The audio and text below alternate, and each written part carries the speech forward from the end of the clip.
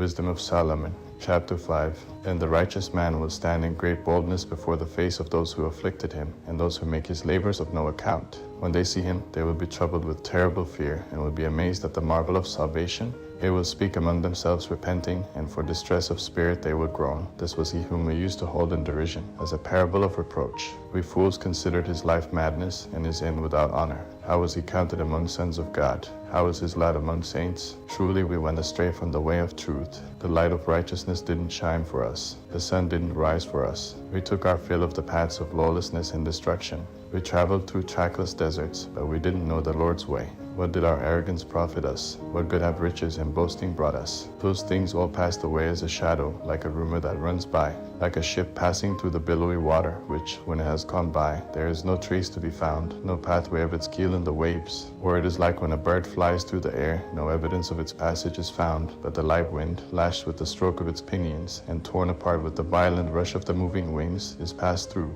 Afterwards no sign of its coming remains. Or it is like when an arrow is shot at a mark, the air it divided closes up again immediately, so that men don't know where it passed through. So we also, as soon as we were born, ceased to be, and we had no sign of virtue to show. But we were utterly consumed in our wickedness, because the hope of the ungodly man is like chaff carried by the wind, and as foam vanishing before a tempest, and is scattered like smoke by the wind, and passes by as the remembrance of a guest who stays just a day. But the righteous live forever. Their reward is in the Lord, and the care for them at the Most High. Therefore they will receive the crown of royal dignity and the diadem of beauty from the Lord's hand, because he will cover them with his right hand, and he will shield them with his arm.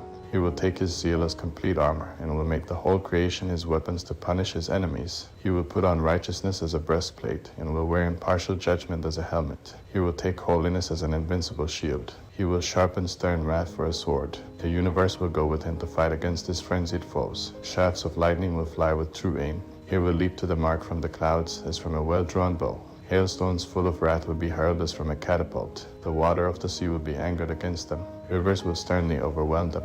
A mighty wind will encounter them. It will winnow them away like a tempest. So lawlessness will make all the land desolate. Their evil doing will overturn the thrones of princes.